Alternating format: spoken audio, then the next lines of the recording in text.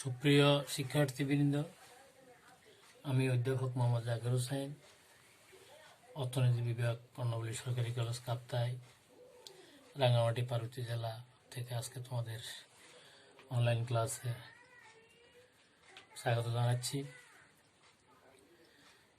আজকে অনলাইন ক্লাসে তোমাদের অর্থনীতিতে বাজার বলতে কি বুঝো, বাজারের আয়তন কি কি বিষয়ের উপর নির্ভরশীল তা নিয়ে আলোচনা করব।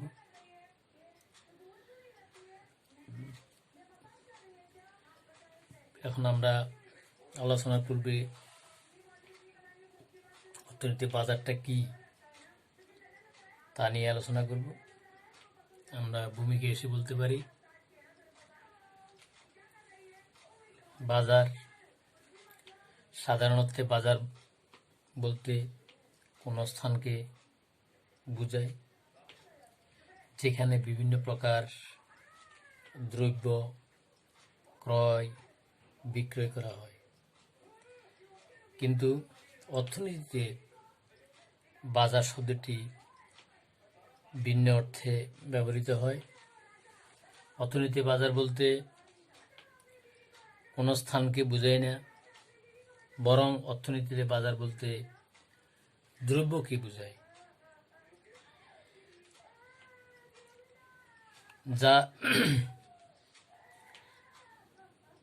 যার ক্রয় বিক্রয় নিয়ে ক্রেতা ও বিক্রেতার মধ্যে প্রতিযোগিতা বিদ্যমান। তাইলে আমরা এখন একজন অর্থনীতিবিদের সঙ্গে নিয়ে আবার আলোচনা করি। অর্থনীতি বাজার বলতে অধ্যাপক চ্যাপম্যান বলেন, বাজার বলতে কোনো স্থানকে বোঝায় না, বরং এক বা একাধিক দ্রব্যকে বোঝায় যা ক্রেতা বা বিক্রেতাদের মধ্যে প্রত্যক্ষ প্রতিযোগিতার মাধ্যমে একটি নির্দিষ্ট দামে ক্রয় বিক্রয় হয়। এরপরে আরেকজন অর্থনীতিবিদের সঙ্গে বলছি, অধ্যাপক হ্যানসনের ভাষায়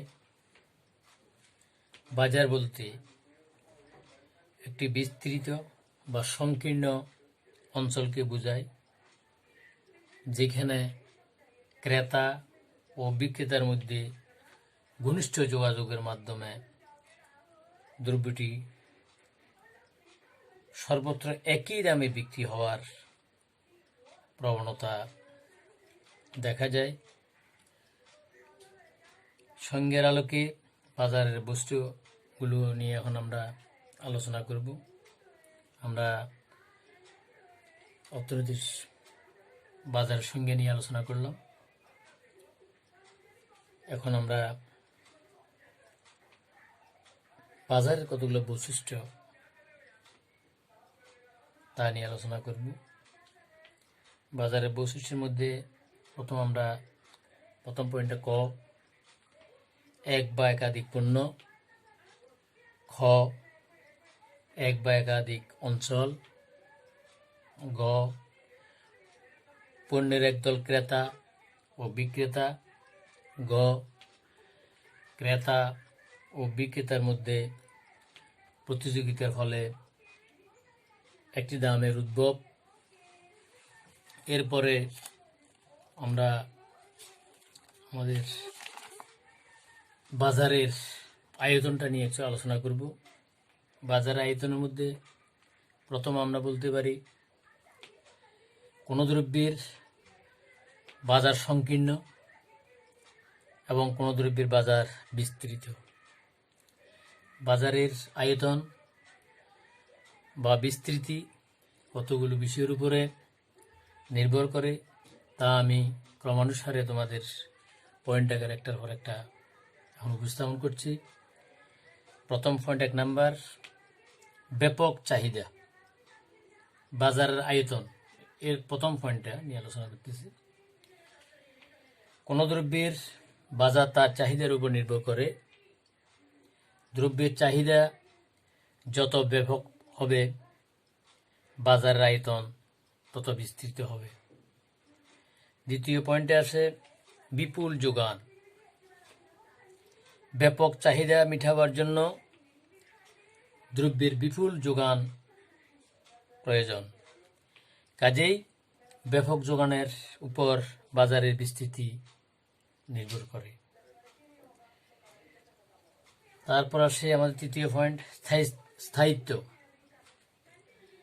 কোনো দ্রব্যের ব্যাপক চাহিদা ও যোগান থাকলেই বাজার বিস্তৃতি লাভ করে না, যদি দ্রব্যটি স্থায়ী না হয়।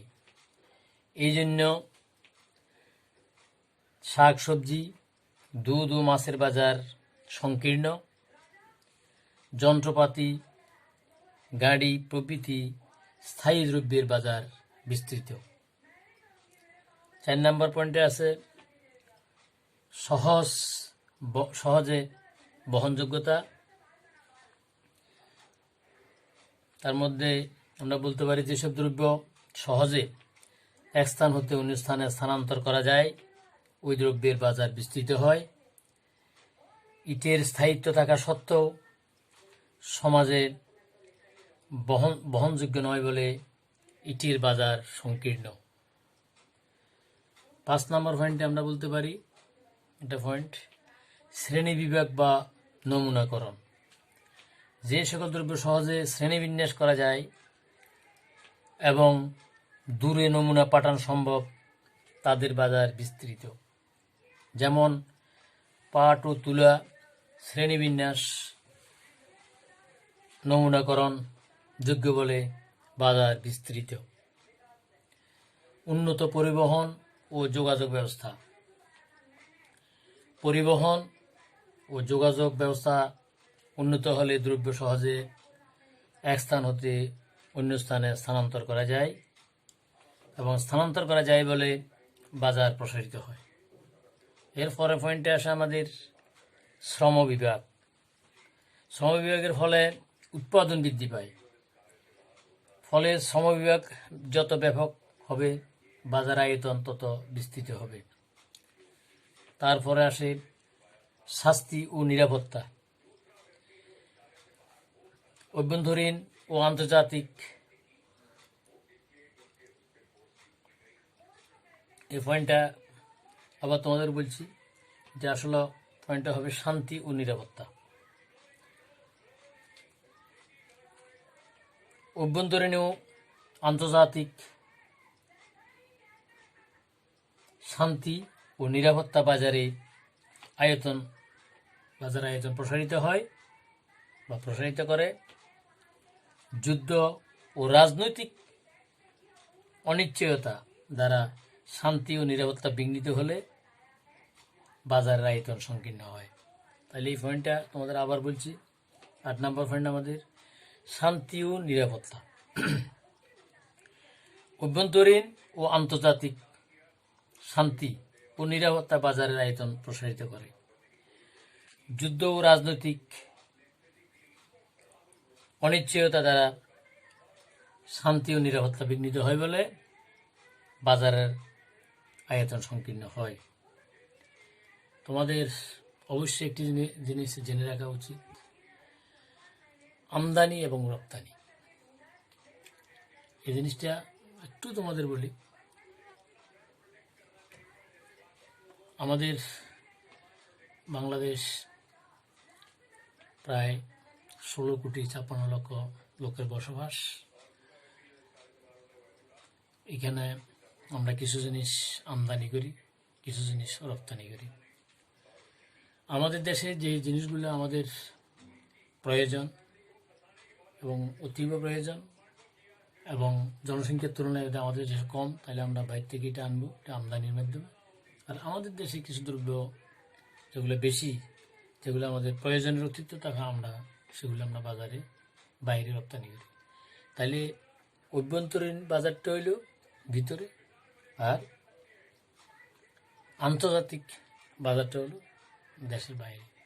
তাহলে তোমরা সবসময় একটা খেয়াল রাখবে, প্রত্যেকটা দেশ প্রত্যেকটা দ্রব্য উৎপাদনে সমান পারদর্শী নয়। কোনো দেশে একটা জিনিস উৎপাদন বেশি হয়, কোনো দেশে কম হয়। তাইলে আমরা আন্তর্জাতিক বাণিজ্যের মাধ্যমে যে উৎপাদন আমাদের কম হচ্ছে তা আমরা বাইরে থেকে আনবো, আর যে উৎপাদন বেশি হচ্ছে তা আমরা বাইরে পাঠাবো। এটা তোমাদের আন্তর্জাতিক অর্থনীতি একটা চ্যাপ্টার আছে, যে নিয়ে আলোচনা করলে আরও ক্লিয়ার হবে।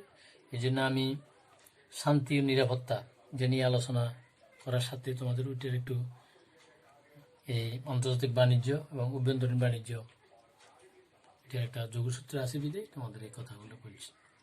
এরপরে আছে 9 নম্বর পয়েন্ট, আরেকটা পয়েন্ট দিলাম আমরা, মুদ্রা ও ঋণ ব্যবস্থা। বৈদেশিক বাণিজ্যের দ্বারা বাজার প্রসারিত হয়, সুতরাং বৈদেশিক মুদ্রা, ঋণের সম্ভাব্যতা ও সহজলভ্যতা বাজারের আয়তন বৃদ্ধি করে। তোরা আমাদের বাংলাদেশের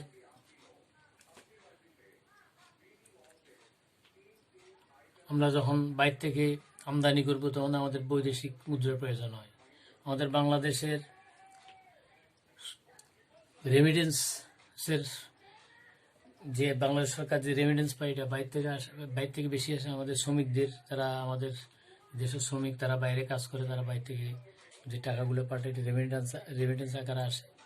এটা আমাদের অর্থনীতিকে সবসময় চাঙ্গা করে, এবং এই রেমিটেন্স যার যে রাষ্ট্রে যত বেশি থাকবে তার আন্তর্জাতিক বাজারে ক্রয় ক্ষমতাও বেশি হবে, এবং জনগণের চাহিদা অনুযায়ী মালামাল তারা সঠিক সময় আনতে সক্ষম হবে। এবং এই রেমিটেন্স প্রবাহ যে দেশে যত বেশি, সে দেশ তত উন্নত, এবং খুব সহজে এই রেমিটেন্স দিয়ে আমদানিকৃত মালগুলো সার করানো যায়। এবং এই আমদানিকৃত মালগুলো সার করার জন্য এটা যারা ব্যবসা করে তাদেরকে ঋণ দিতে হয়, এবং এই ঋণটা একটু সহজলভ্য হলে মানুষ তাড়াতাড়ি মালটা আনতে পারে, এবং এবং আমাদের দ্রব্য এটা ব্যবসা বাণিজ্যে প্রসার লাভ করে, এবং বাজার আয়তনটা বৃদ্ধি পায়। এরপরে আমাদের একটা পয়েন্ট আছে, বাণিজ্য নীতি অর্থাৎ সরকারি নীতি। 10 নম্বর পয়েন্ট, রাষ্ট্রীয় বাণিজ্য নীতির উপর বাজারের আয়তন নির্ভর করে। আমরা তখন যে পয়েন্টগুলো নিয়ে আলোচনা করছি এগুলো বাজার আয়তন।